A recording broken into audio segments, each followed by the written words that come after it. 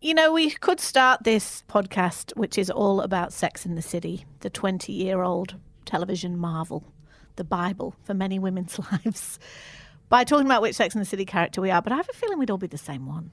I don't know. No, I wouldn't be any of them. Well, you would be a little bit. No, I wouldn't. Yeah, you would.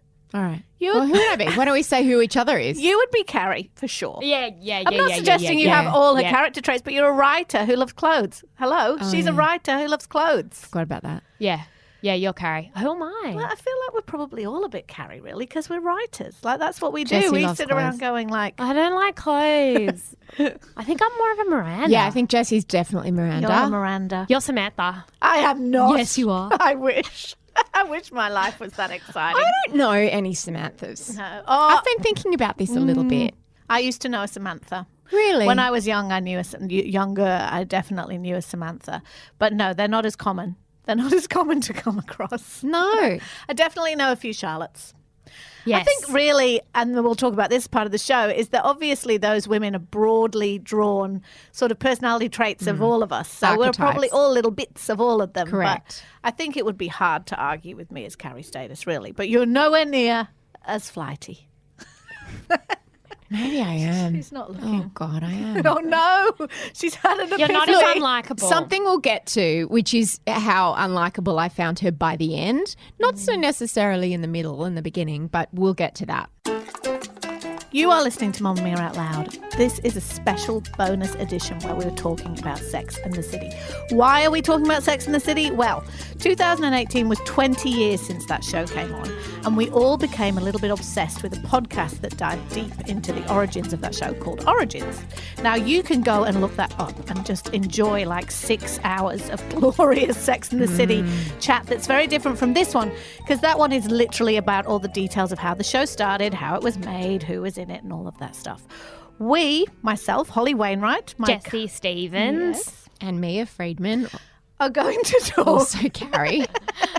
Are going to talk about the impact of Sex and the City, why we loved it, why it endures, why we didn't like it, all of those things. And you can watch Sex and the City now, even if you didn't go and buy all the box sets when it finished, like I did, like a tragic who I bought that shoe thing that had all of the seasons in it. Wow. I did, because they're all on Foxtel at the moment. And I have to say, I did that after listening to the Origins podcast.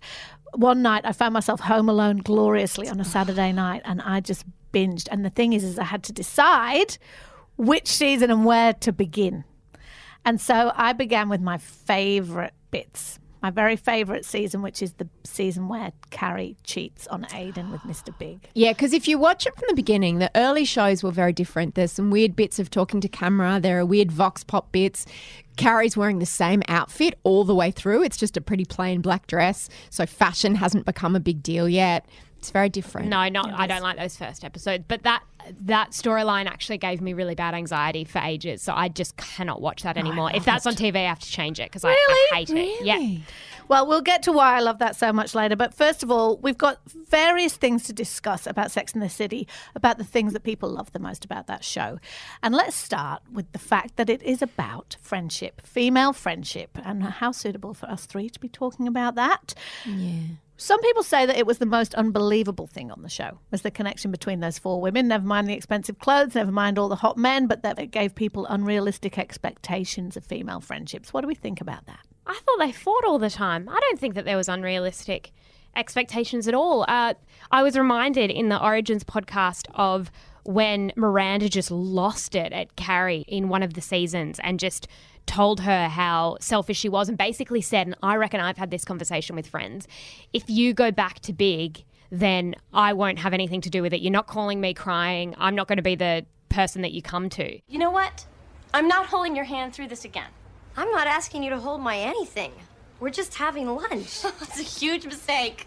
It is not a huge mistake. It's lunch. Wake up, Carrie. How many more times are you going to go through this? He is bad for you. Jesus, every time you get near him, you turn into this pathetic, needy, insecure victim. And the thing that pisses me off the most is that you're more than willing to go right back for more. I am not going back for more, and I can't believe you would say that to me. If you start up with Big again... I am not starting up with Big again. Well, if you do, I don't want to know anything about it.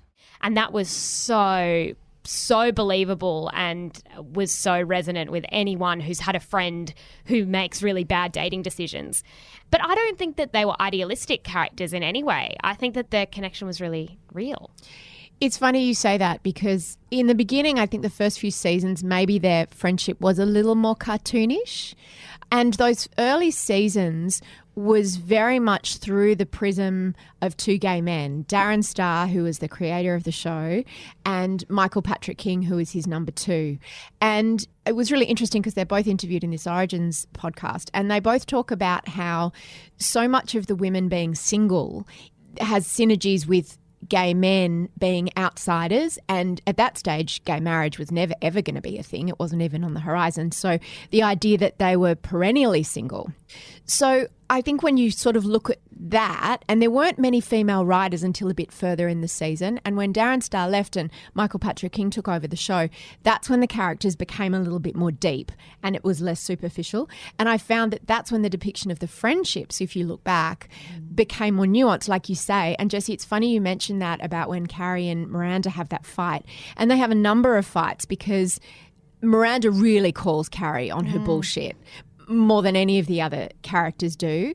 And that taught me a lot about how to argue with friends, because to me it's not just when you see a friend doing something bad in their dating life, although we've certainly all been through that, but really any friend that's doing something that you feel is bad for them and you don't want them to make that mistake, but you have to let them. But it's very hard to watch them doing something that looks like it's going to harm them. Absolutely. I feel like you watch those friendships mature over the 7 seasons because, as you said, Mia, at the beginning they're a bit cartoony, but by the end, the last season, the friendships were the absolute hero. And by then they supported each other through miscarriage, through marriage, through divorce, breast cancer. through cancer. And I also love in that last season when Carrie is going to move to Paris with Petrovsky and Miranda is so upset about that and just thinks it's this ridiculous idea.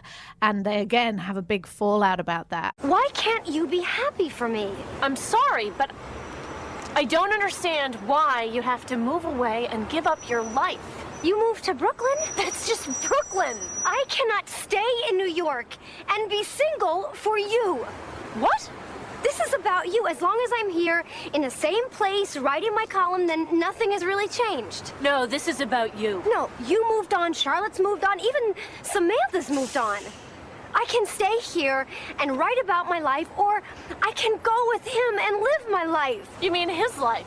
It brilliantly portrayed the different relationships you have with different friends in your group. Because I don't know if you remember of course you remember Sex and the City. Remember when Carrie had a big money crisis? Yes, and that's one of her my and favourite Charlotte storylines. fell out about that. Charlotte was really annoyed with her for being so irresponsible with money, and then at the end of the day ended up giving her her engagement ring. I want you to take the ring for your down payment. Oh, no, I can't. You love this ring. No. I love what the ring represented. No, Charlotte, I think you're right. It would make things too complicated. Carrie, this is a straightforward business proposal, clean and simple. Why do I have all this money if I can't help out a friend? But it would be a loan I would pay you back. I know. Not very realistic, but also it's like the little different things that you know will push people's buttons. I think it's actually a beautiful depiction of that. I think we might not all have that 4-cornered square where all of those things are so well represented, but a lot of us would have friends who play certain roles in our lives, who we go to for this, who we go to for that, who you go to for a bad time, a good time, some wise words. And the way they always met in the coffee shop, I think that was so wonderfully depicted, you know, girls' dinners, girls' brunches, whatever it happens to be, drinks with your girlfriends. That's such an iconic thing that I'd never seen portrayed then. And you look at the depictions of female friendships that have come since then. We had Girls, which showed a much more complex version of that. And now I've just finished watching the first 2 seasons of The Bold Type. And that's very much, you know, it's ostensibly set in a magazine world, but it's really Sex and the City, the new generation. I never watched that prequel weird thing about Carrie. I never watched that. But this feels very much like a baby version of Sex and the City, really, really focused on the way female friendship is depicted and how sustaining it is in our lives. And this was the first time that was ever done. this created a blueprint for shows that have come since and created almost an entirely new genre of television. Like, it was so dominated by men, and I really, looking back on it, got that sense that this was trailblazing. This was so revolutionary to have it focus on female friendship, which seems so ridiculous now because it's having such a moment still. Well, even just female characters, having 4 strong leads. And, it was a trailblazer in a lot of ways. In many ways, people said it was like the TV embodiment of Cosmo as a magazine, which was the first to sort of talk about these taboo subjects. And that was more about the sex side of it. You had women sitting around talking about sex. You had storylines about sex. You had women talking about anal sex and buying vibrators and dealing with premature ejaculation and all different kinds of things. But what Cosmo never did was that female friendship aspect, and also the city as hero. They said that was the 5th character was New York City. But to me, it was very much the friendship. The only thing I'd like to ask about that, Jessie, is that you would have been a different age when you were watching your Sex and the Cities for the first time. You were probably a teenager. So this was like looking at the way grown-ups live, right? At that time. Did it set you up with any thoughts about what female friendships should look like? Or when I'm a grown-up, I'm going to have my girlfriends in the coffee shop? Or was it So it came aspirational? out when I was 8, but I didn't watch it for probably for another 8 years or so. And it was on, there would be reruns on Foxtel. And I remember catching it when I was like 13 and being like, I don't get it. But then I watched it a few years later and became obsessed and watched it all back to back and went to the video shop and got them. See, it's really funny because listening to the Origins podcast, they kept referring to it as a comedy. And I was like, I did not know until right now that this was a comedy. Really? I would never have called it a comedy, even though I thought it was funny. But it's not. I don't think it's laugh out loud. Well, there was no laugh track. No. And until Exactly. then, every comedy, if you look at like Friends and all those kinds of things and Seinfeld, there was a laugh track. Exactly. And it was funny, but in a lot of ways it wasn't even hyperbolic or anything. It was just so real. And even at 16, I could recognize those different archetypes in your friendship group. And I watched it with my friend who is such a Charlotte and has grown up just in a lot of ways philosophically different to me in what she wants and how she approaches love and romance. Maybe she's a lot more idealistic about what she wants, but then that's what makes your friendship interesting. So I watched it then, and I don't think it gave me unrealistic expectations for that stuff. I think I found all the dating stuff really interesting because there was nowhere else in my life that I was seeing, even in books or television or movies, putting that kind of dating thing front and center when that's what is at the center of your life at that moment. Did it feel a little bit like I'm looking into my future, like this is what's sort of coming up next? Yeah, and I think that there was something really exciting about it, and I've had this conversation with friends since, is that we watched that at a really formative period of our lives, and there are moments when you are sitting at your work desk on your laptop and you go, I became Carrie Bradshaw. Like, is that an accident? Is that an accident? Because That's what I mean about us all being Carries, really. I always loved writing, always. But there is a moment where you're sitting there and you're like, it got me thinking. I couldn't help but wonder. Yeah. And you're like, what's happened in my, like, you wonder what's been happening in your, life that week or that month. And you think about something.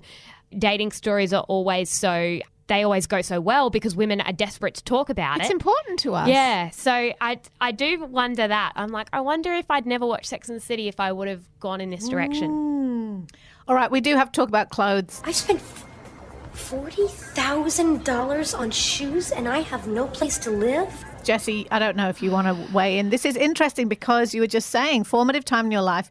You always say you don't care about clothes, although you always look great. So I don't know what you're talking about. I hate clothes. But the fashion in Sex and the City became a major character, didn't it, Mia? Yeah, it did.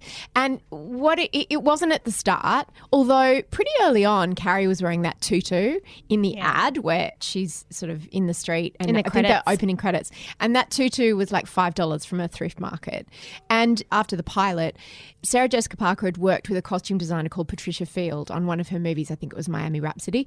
And Patricia Field is sort of this iconic fashion designer. She's this much older woman. She's gay. She's got this gravelly voice and she's such a character and she's got this incredible sense of style. And she had this sort of thrift shop, I think, where she mixed vintage pieces with high-end pieces with low-end pieces, and it was sort of this crazy style. And I have to say I completely was inspired by it, and I still am inspired by it. You know, you look at what I'm wearing today. I'm wearing leopard print and I'm wearing some $5 kimono from Cotton On over something else with sparkles.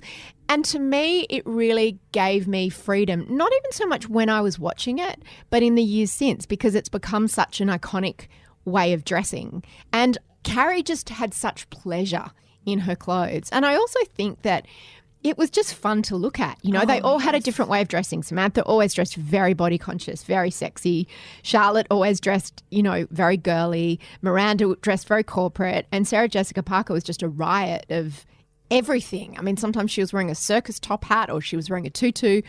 And it gave her such joy, and that's how I approach clothes. I absolutely love the fashion in Sex and the City. Yeah. It's something, as you say, it's something extra to look at. And I can remember lots of my favourite outfits. I can remember she wore this, like, just very me, she wore this turquoise and red. She wore like a red skirt with a turquoise top. And I had never seen that colour clash at the time. Yep. And I was like, oh my God, I love that. And I still love red and blue together now.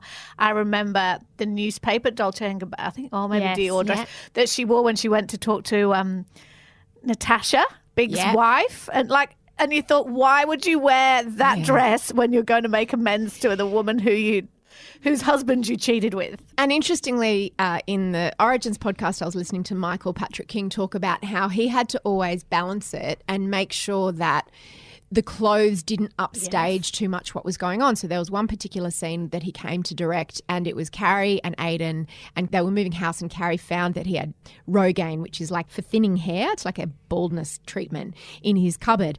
And they had to have this conversation about it. And he walked on the set to direct it, and Carrie was wearing a ruffled shirt and a circus top hat, and Aidan was wearing a T-shirt that said chastity across it. And he said to Patricia Field, you know, this is so distracting, and it's weird because they're just in their apartment on a Sunday afternoon. The clothes are too distracting, and Patricia's like, well, if you want me to reset it, it's going to take 3 hours. And because these clothing fittings would go for hours and hours and hours. And he said he tried to keep it realistic because a lot of people said, oh, how could she have been able to afford all of these things? And of course, they did an episode, The Woman Who Lived in Her Shoes, where she tries to go for a bank loan and realises that all her assets are in her clothes, which aren't considered assets.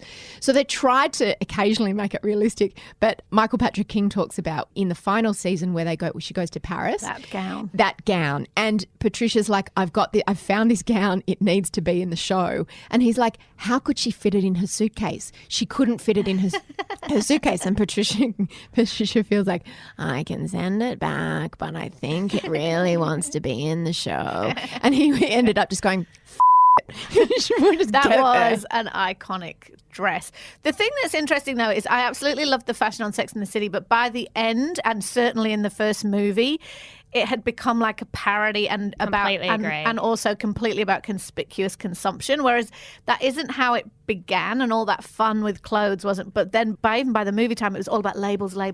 And I know that was a moment in time. And there was a bit of that in the show with her passion for Manolo Blahniks and Jimmy Choos and all of those things.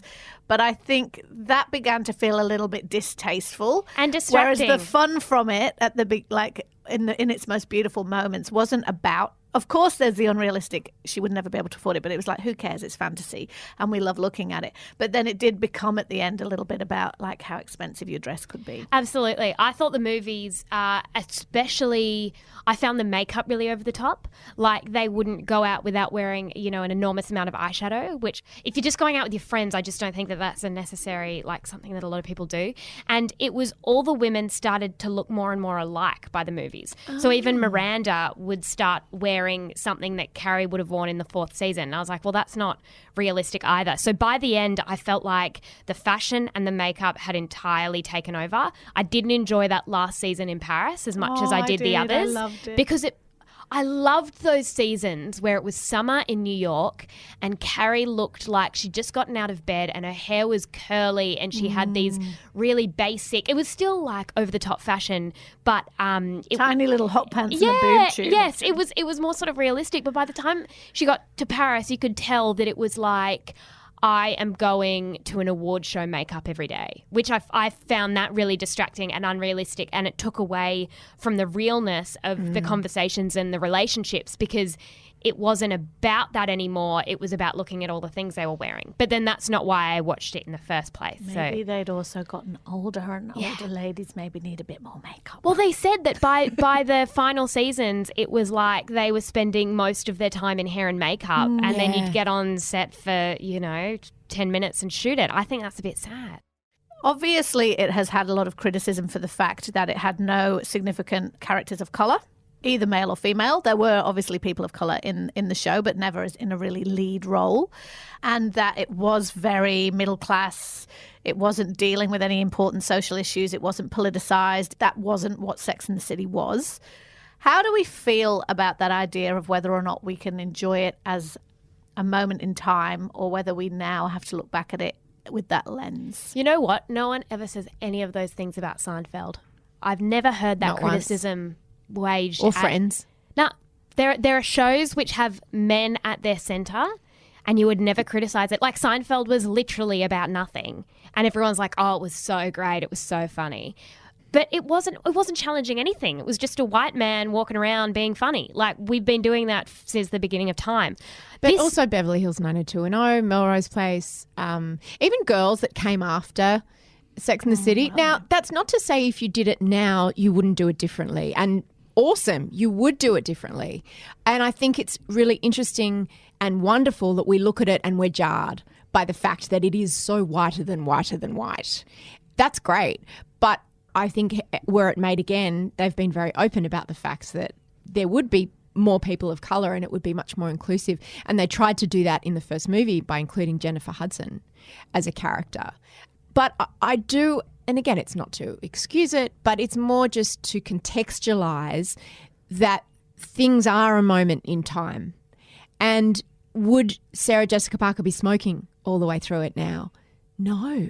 She wouldn't be. She wasn't allowed to be by the end of the last few seasons. And it was groundbreaking in its own way. Like we were saying, there had never been a show where it had 4 female characters and where it wasn't. I mean, they're gorgeous, obviously, but there were also, like, Carrie is really unconventionally beautiful. I think it mattered to have a face like that on screen. I remember as a teenager watching that and going, she's not what women look like in magazines, but there was still something so beautiful and appealing about her, even though she wasn't physically perfect. I mean, even though that's, of course, like, I wish that it had more diversity, and that was something that you look back and it was definitely missing. But I think as well that it did a lot of things and it can't do all the things, and I think both those things can be true at once. Yeah. That it would have been great had it had more diversity, but it was groundbreaking in other ways. I would stand up for Sex and the City as a deeply feminist show.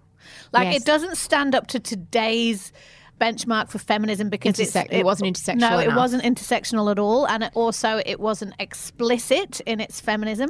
But And by intersexual feminism, we mean feminism and race, or feminism and sexuality, Or or disability. feminism and disability. and class, and it didn't Yeah. consider any of those No, things. it's very specifically white feminism in that classic way. But it was a deeply feminist show because it was telling women's stories. The characters were so well drawn. And during the course of those 7 seasons, they dealt with a lot of stuff. They did deal with sexual harassment, and they did deal with men who were, awful in many ways, and how to get ahead at work, and the problems of being a working mother. They dealt with Infertility. an enormous amount of issues that are very Impotence. serious for women and factor in our lives, and gave them a voice. I still think all the time about things I saw in Sex and the City that you would not see on television now. No way. Like the episode where they go to the art gallery and it's just all paintings of vaginas, and they just say the C word like 25 times.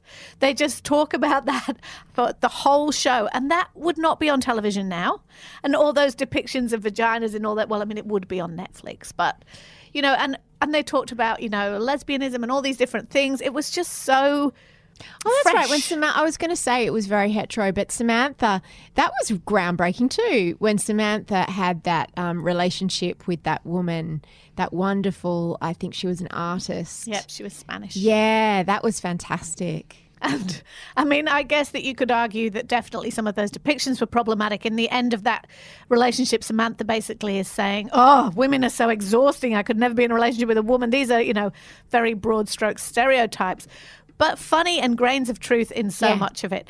I think that it was a deeply feminist show. It's just that the feminism is, as you say, a very particular type and one that these days we would consider not feminist enough. And I feel as though it was Good way of putting it. the generation just before yours, my mother's generation, didn't get it. My mum still doesn't get it. She doesn't like it. She would not call it feminist. She finds it extremely materialistic. She didn't like the overt sexuality. That made her really uncomfortable. Yeah. It was at odds with that wave of feminism.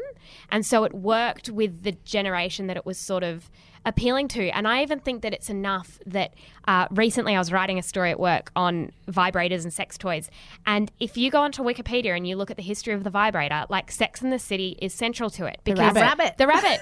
No one talked about it before. And it was like sales went through the roof. It used to be something that you would go like the back massager. Remember Samantha had that thing where she was like, it's broken because I overused it. When Charlotte got her rabbit, that was like, all of a sudden she gave permission for women to advocate for their own sexual pleasure in a way that hadn't happened in history before. And I think that's an incredible step. Hello? Carrie, it's Charlotte. Oh, I'm really sorry, but I'm gonna have to cancel. Yeah, I'm totally wiped out. Uh-huh. Wiped out. That was Charlotte speak for, I'm spending the night with my vibrator. But you guys have fun, though. There was only one thing to do. A rabbit intervention. Come on, let's go. Okay, where is it? What are you talking about? The rabbit, Charlotte. Give us the rabbit. Hey! It's a vibrator. It's not like it's cracked. Oh, Charlotte, you hid the rabbit behind a stuffed rabbit? That is so you. You guys have a lot of nerve coming in here. You're the one who made me get it. I thought you could handle it. So the movies, we can't really talk about Sex and the City without talking about the The movies. first one was okay. Honestly, the first one was okay. I remember going and seeing it when I was heavily pregnant. It was the middle of summer. I treated myself to gold class. What and was I it sat there about? and I loved it. It was about them getting married and then Big standing her up at the altar. And Charlotte does that crying face where she's like, I cried in that, the scene in the street where she Yes. pushes Big away and doesn't let her come near Carrie. And then they go on her honeymoon all together Yes. to Morocco. And she gets not sick. Morocco, that was the second movie. They go somewhere, Mexico. And she gets sick. And then that's about her building herself back up again. And then there's the Jennifer Hudson character as well. And I really liked the movie. I really did. I really thought it was great. Second movie, absolutely hated it. Terrible. It was, and it felt like a betrayal to me. Why did you hate the second movie? What was it about and why did you hate The it? first one, I agree. I enjoyed it. I remember I went to a press premiere, and the minute those women came on screen, the whole place just applauded. It was like being reunited with old friends, and everybody had this wonderful, warm feeling. And it wasn't perfect, that first movie. I didn't like Charlotte pooing herself in Mexico. I didn't like that. And I didn't like the overt consumerism that we've discussed like that. I felt like that was all a bit heavy-handed. Yeah. And by the time it came but out, like the GFC had just happened. Because it was all about he bought her a shoe closet. Yes. Remember that? And they moved into this she- big apartment. Carrie redid her apartment, and she was like, that cushion cost $600. And Samantha was supposed to have put weight on and gotten fat. Do you remember that storyline in the movie? And Yes. there was nothing even tiny little bit big about her, and B, it was this very like, we've got to sit you down and talk to you about your weight. That wouldn't fly now. You couldn't get that. So that was there were things in the first movie that troubled me, but in general, I enjoyed being reunited with my girls. Yeah. Right? The second movie, which was about, it's even hard to remember what it was about. It starts with a big gay wedding, right? The second movie. Stanford gets married. So it starts with this big production of all the single ladies and all that stuff. I forgot about that. And then it goes into Carrie is wrestling with the fact that she and Big, have decided or are not having any children, so it's just us two. And then she's wrestling a little bit with, I'm bored, I don't know where this goes. I want to go out to more parties. I wanted to punch her in that first scene. I found it so, like, pull your finger out. Don't be such a petulant little brat. So she is wrestling with the kind of monotony of impending middle age. Samantha is wrestling with menopause. Charlotte is wrestling with the fact that her children have a hot nanny now. And Miranda and Steve, they don't break up. They broke up in the first one, didn't they? I don't know what Miranda and Steve Well, did. this is exactly Anyway, right. There's not enough plot. But the in centre point to it, which was ridiculous, is they went to Dubai because they needed somewhere they could really go over the top with the conspicuous consumption. It was massively culturally inappropriate. Again, you couldn't write that script. Now, I remember at the time thinking, you can't write this script. Yeah. Now they're like on camels in the desert with headscarves on, and there's a whole storyline about whether or not Samantha's going to get arrested for snogging some guy on a beach. That's right. And then they're wearing hijab. But interestingly, I think that was all about the funding. I felt that with the movies, they lost their mojo. Like, it worked so well as a 30-minute or 26-minute or whatever it was package, and each of the women had a storyline, and that was the groove. And when you stretch it out to 90 minutes and you ask people to pay money and go to a cinema, it's like they got really self-conscious and they messed with what we loved about the show. I think it lost its soul. I think that what happened with both the movies, and not so much in the first one, but a little bit, is they thought, you know what women love about Sex and the City? They love the clothes, they love the fashion, they love the luxury, they love the high life. Let's dial that up to 11. And actually, that's not what people love about Sex and the City.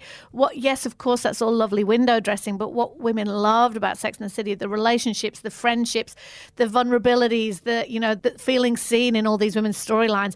And they just instead were like, no, they're going to go to this resort where they're going to have a butler and they're going to be able to do whatever they want, and they're going to get on an airplane and all have a suite each, and people will be like, oh, I wish that was me. And I just don't think that is the heart of Sex and the City. Well, I wanted them to be in New York. If New York was the fifth character, it was missing from that film. Its essence was. And I think that they effed it by Carrie ending up with Big. That's just the biggest mistake in television history. But did you feel that at the end of the seasons in Paris? Yes, hated it. I think that there are still women who have that man in their life who has treated them like shit over and over again. It keeps ending and they keep getting back with them, and they have this idea that it's their Mr. Big. I don't have a problem that she ended up with Big per se because he's big, because I think there are relationships like that. I loved that last season, by the way, because I loved the storyline about Samantha's cancer.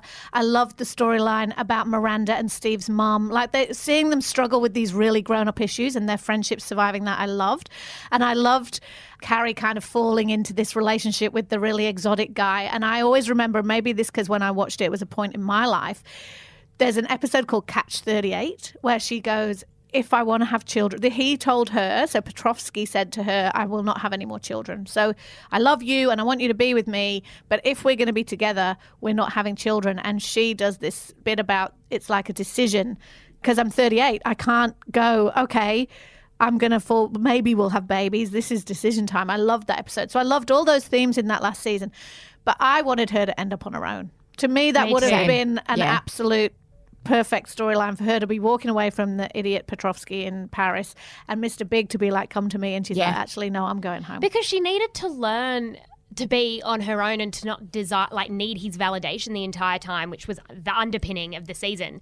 And I heard the creators say, oh, it was about learning to love yourself. Nah, it could have been about that if she ended up on her own, but that's not what happened. So this person who, they were both awful to each other. They were the worst version of themselves when in the company of each other. And so they cheated on people, and even him in the movie leaving the wedding, like all that kind of stuff. They had no respect for each other. And yet they ended up, like, we were meant to celebrate this kind of disgusting love story. I didn't like that. It's interesting to know what would have happened in the third movie, because it was all scripted. Apparently the script was amazing. They were all about to sign, and Kim Cattrall refused. And in this script, Big dies in like the opening scene in the shower, and it's all about Carrie rebuilding. And that could have been a really interesting storyline, because the biggest storyline in the second movie was that she meets Aiden in a market and they have a pash or something. And like, that's just so overwrought and so overblown and just felt like so high school and ridiculous. It didn't feel real. So I would have been interested to know what it would have held for them. And the writers said, you know, Kim Cattrall was a 62-year-old woman because she's a 62-year-old woman. Samantha was going to be 62. And all the other women would have been in their sort of mid to late 40s at the time that the movie was set. So, or 50s even. I would have really been interested to see. And I wanted to ask you both if everything that came out with the awful fight between Kim Cattrall being horrible about Sarah Jessica Parker on social media and refusing to do the film, has that clouded how you see it all, or are you relieved that there was no third movie? I'm relieved there's no third movie. If they'd have announced they're making a third movie, I would have actually been really sad.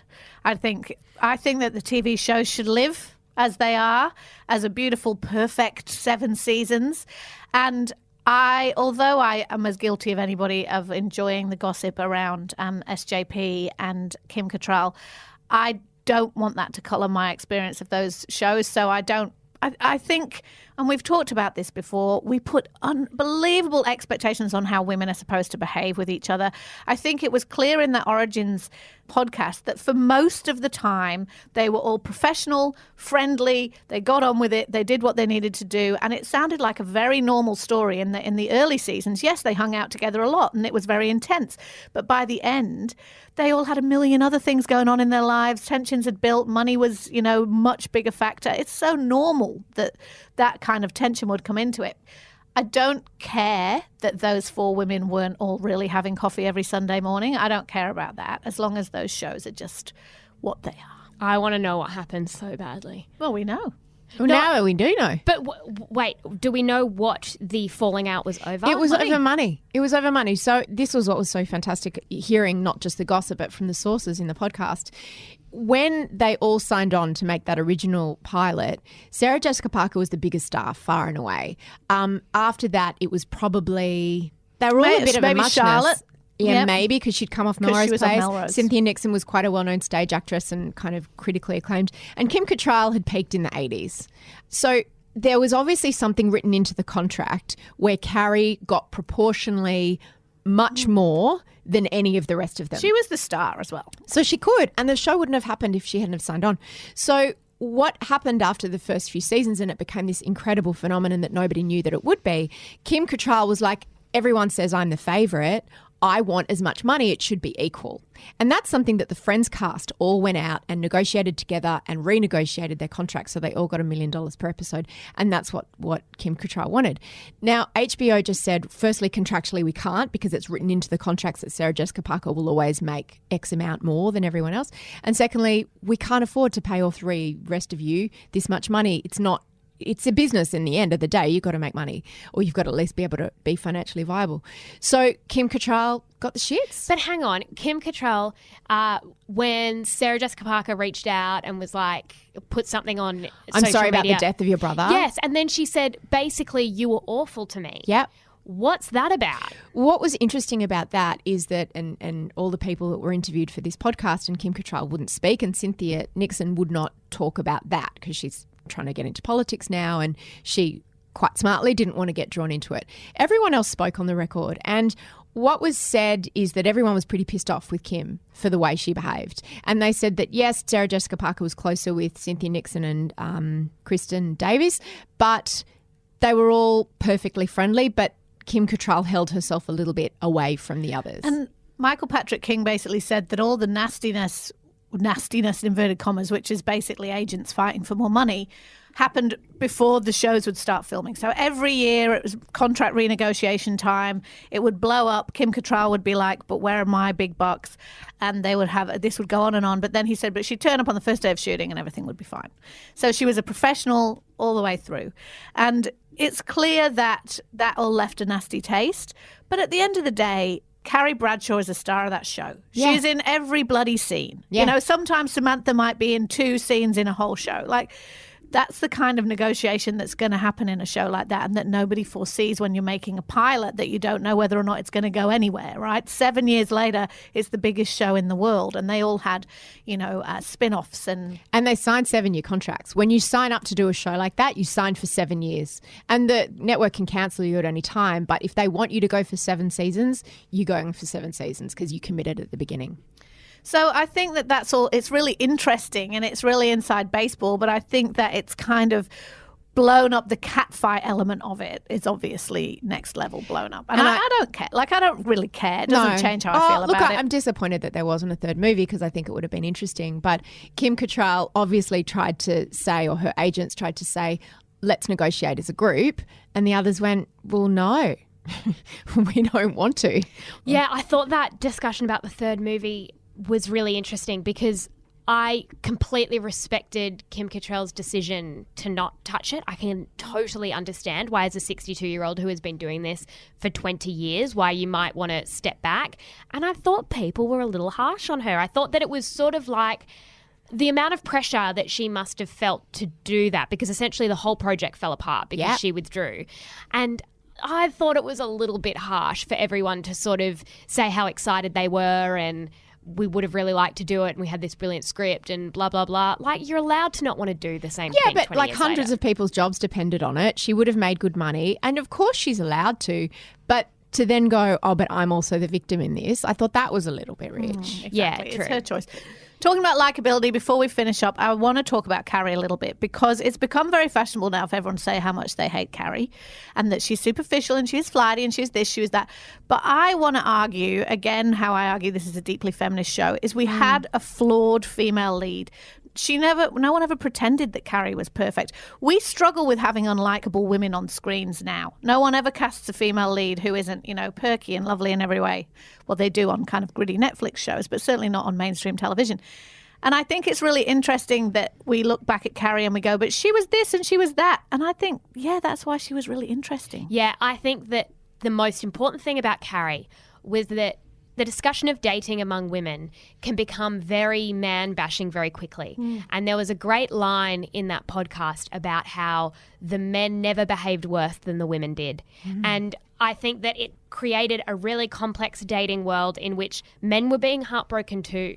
And in fact, everyone's awful to everyone in that kind of situation. And that's what was brilliant about Carrie, is that she was never a victim. She was never someone who just had things done to her and she got, cheated on and hurt and whatever. She was giving back just as much as she was taking. And that is so realistic and complex and something I probably haven't seen since. Yeah, because she was the one who rejected. The Pat storyline that we all like is that woman is desperate to settle down and get married, and a lot of men will reject her along the way, and she'll be heartbroken, and then one man will choose her. Right? That wasn't Carrie's story. The Mr. Big storyline, as discussed, is problematic. In the end of the day, he does have to choose her. That was exactly Carrie's story. No, it wasn't. Not for 7 seasons. She had boyfriends coming in and out of that who she broke up with, got back together with, liked him because he was hot and she had good sex with him. But she always didn't really wanted like Big, him. and Big never chose her. Yeah, but some seasons Big was barely even there. Yeah, but he was always there in terms of the negative space he occupied, in terms of it was always compared to Big. Everyone compared to Big. I mean, were you team Aiden or were you team Big? Well, I was team Aiden when he came back. When he came back and he was hot and he had the short hair. But to be honest, you see, it's interesting. I don't really care about the men. I don't really care about the men at all in Sex and the City. True. So I didn't really care who. I mean, I kind of liked them. I really liked Steve. I really liked Harry. Charlotte's Harry. I loved he him. was the best. So that was a great storyline too. Charlotte thought that her man, her knight in shining armor, was waspy Trey. That's what he was going to look like with his fancy apartment on the Upper West Side. And that's not what he looked like at all. I mean, I don't just mean physically looked like. I meant who he was. It was this short, balding Jewish lawyer who was absolutely everything she wasn't supposed to be. And that's who she needed. And I loved that kind of storyline. I loved that about everybody. And you could argue that, yes, Carrie was waiting to be chosen by Big, but she got on with shit while he wasn't around. Like, I just think she was doing a lot of behaving badly, as you say, but also enjoying sex, breaking hearts, going out with the wrong guy. Berger, remember him? I really hated him. I hated him too. He was awful. And he was around for way too long. Broke up with her on a Post-it note. He did. I feel as though so many women have an Aiden. You think you know what you want, and then this really nice guy walks around and you're like, oh, this is boring. Like, I think there's so many women who I wouldn't have liked it if she ended up with Aiden. That wouldn't have been realistic either. She needed something a bit more challenging, I think. But how good was it when... You see, this is what I mean about flawed characters, is that when she went and got him back after she had broken his heart in the worst possible way, and then she sees him again and she's like, oh... actually, I want a bit of that. And she bumps into people who keep going, you really screwed him over. And she's like, oh, and she's so self-obsessed about it and annoying. But that's what we're like. That's what people are like. I felt like of all the characters, and I know what you mean about she wasn't likable all the time and she didn't have to be, but of all the characters, I feel like she grew the least over the 7 seasons. I don't know. I felt that they all had more depth than she did at the end. And that to me was typified by my frustration in that second film when she just was all about, I want to go to more parties and wear more shoes. And it's like, really, do you? Is that still the most important thing to you? I think that's a fair point. The others all went through a lot more of an arc of finding out who they were and changing and growing, and she didn't. That's because she ended up with the guy she met in the first episode. No one else did. That's true. Good point. Good point. All right, I just want to end with one. You know, we always sit around and we say, this is just like that Sex and the City episode. What is the thing, the line about women or about dating that you always think is really true that you learned from Sex and the City? Okay, there's a scene. I don't know if this is the most true necessarily, but there's a scene I'll never forget because I've got so many friends who've had similar experiences. He broke up with me while he was still inside me. Do you remember that episode? Oh, There's something so about that. good. There's so many women who have been laying next to someone naked, decided to open a conversation they shouldn't have opened while naked, and the whole thing has fallen apart. And there was something What are you thinking right now? about that imagery that I just won't ever forget. It was so good. I always think about when they're in the bathroom and they're borrowing tampons from each other. But Miranda gives this speech about how everyone's driving around with their taxi light on or off. I quote that a lot. Never a truer word spoken about dating, especially dating in your 30s, is that it's that. You know, we can talk all we want about soulmates, about, you know, chemistry, about the one. The truth of it is, if your light's on at the same time as their light, that's when it's going to happen. I loved He's Just Not That Into You. The episode where, you know, you make excuses and maybe his phone broke and maybe his thumb's broke and maybe it's this and maybe it's that. And it's like, he's just not that into you. And that was so brilliant because that gave a phrase to a feeling and a situation and a reality that so many of us can't ever put into words, and spawned a book and a movie of its own. And I just loved that so much. And the taxi light, I quote that a lot. Look at that. All that Sex and the City has given us. It wasn't perfect, but hey, nor are we. That's like a Carrie Bradshaw line. Couldn't help but wonder. Thank you so much for joining us on this Sex and the City Love-In Deep Dive. Thank you, Jessie. Thank you, Mia. Thank you, Eliza Ratliff, our marvellous producer. And you can watch any of Sex and the City right now on Foxtel. It's on that on-demand thing. Or you can be like me and go back to your box sets. I had to learn how to turn my DVD player on the other I don't even day. think I have a DVD player anymore. It was so dusty and and I was like blowing it. And then I'm like, does this still work? You know what I very miss about satisfying. having a house with Foxtel? Because I've got Foxtel Go now, so I can watch it on demand. But I liked turning it on and having to work out where I was in the series. Like, I liked not being able to choose and just being like, where am I? Yeah. Who am I with? Yeah. Who's with who? And then the episode would finish and you'd be like, please make it a marathon, please make it a marathon. And then it's like, it's just going for the next 12 hours for no reason. So true. That was my heaven. Oh, thank you so much, guys. We will see you in a couple of weeks when we are back with Mamma Mia Out Loud proper.